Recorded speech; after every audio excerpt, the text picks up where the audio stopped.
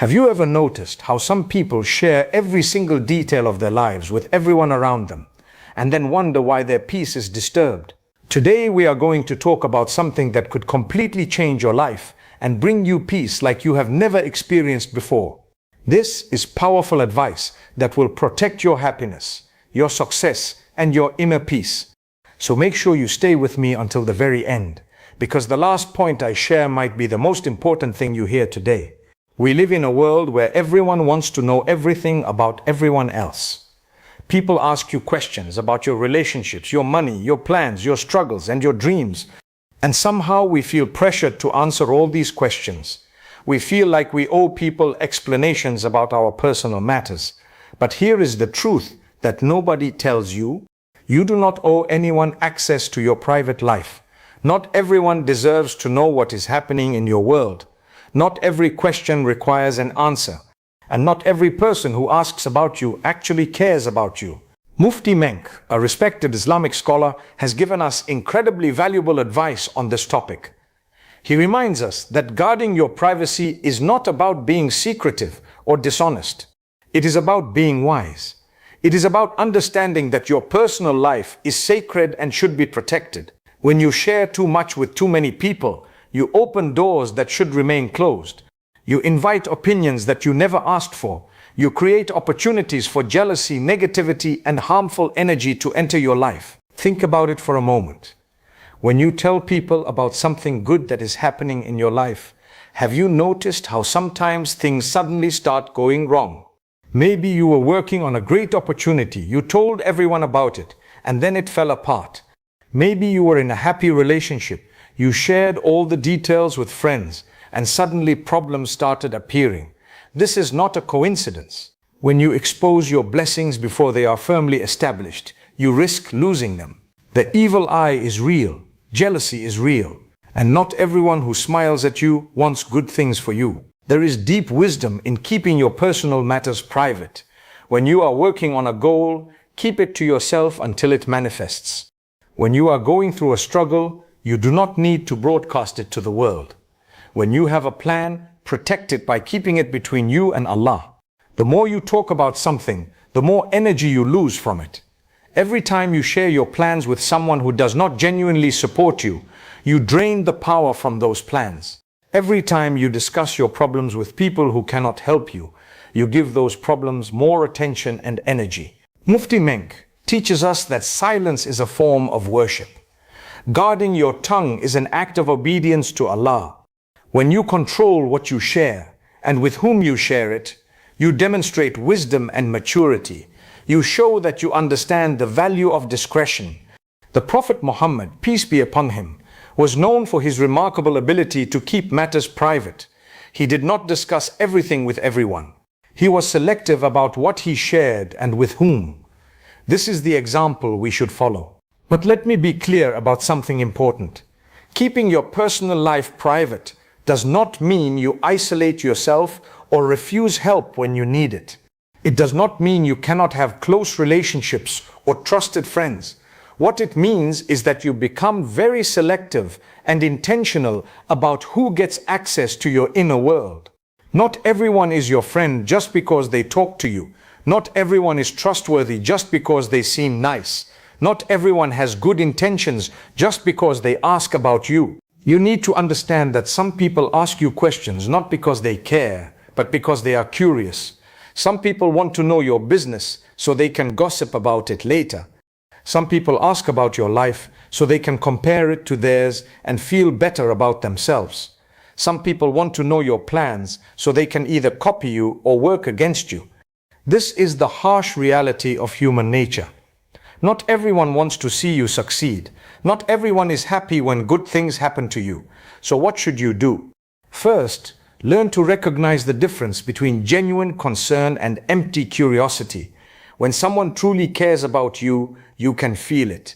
Their questions come from a place of love and support. But when someone is just being nosy, their questions feel intrusive and draining. Trust your instincts. If something inside you says that you should not share certain information with a particular person, listen to that feeling. Allah gives us intuition for a reason. Second, practice giving general answers instead of detailed explanations. When someone asks you a personal question that you do not want to answer fully, you can respond politely without giving away too much. You can say things are fine, things are progressing, or you are handling it. You do not owe people detailed reports about your life. You can be kind and respectful while still maintaining boundaries. Boundaries are healthy. Boundaries are necessary. Boundaries protect your peace. Third, stop posting everything on social media. This is a huge problem in our generation. People share every meal they eat, every place they visit, every thought they have, and every emotion they feel. Then they wonder why they feel empty and why their lives lack blessing. When you constantly broadcast your life to hundreds or thousands of people, you invite all kinds of energy into your space. You open yourself up to jealousy, judgment, and negativity. You become so focused on showing people your life that you forget to actually live it. Mufti Menk reminds us that the companions of the Prophet did not have social media, yet they changed the world. They did not need to announce every good deed or share every blessing. They worked in silence and let their results speak. They understood that sincerity is compromised when you do things for the approval of others. When you share something, ask yourself why you are sharing it. Is it to genuinely benefit others, or is it to seek validation and attention? Be honest with yourself. Fourth, protect your family matters fiercely. Your marriage, your children, your home life, these are sacred trusts that Allah has given you. Do not discuss your spouse's shortcomings with others. Do not share intimate details about your relationship. Do not complain about your partner to friends and family. When you do this, you damage the respect and dignity of your relationship. You allow others to form negative opinions about your spouse. And once you plant those seeds in people's minds, they are very hard to remove, even if you later reconcile and forgive. Fifth, be especially careful about sharing your financial situation. Whether you have a lot or a little, keep it private. When people know you have money, some will try to take advantage of you. When people know you are struggling, some will look down on you. Your financial matters are between you and Allah. You do not need to prove your wealth to anyone, and you do not need to announce your struggles to everyone. Remember that privacy is power. When people do not know everything about you, they cannot use information against you. When you keep your plans private, you protect them from negative energy. When you keep your blessings private, you preserve them. There is a beautiful saying that the secret to success is to work in silence and let success make the noise. This is profoundly true. The most successful and content people are often those who live privately and humbly. Watch this video until the end, because understanding this principle could save you from years of unnecessary drama, stress, and heartache. The peace that comes from living a private life is unmatched. When you stop oversharing, you will notice that your life becomes more peaceful. You will have fewer problems. You will experience less drama. You will feel more content.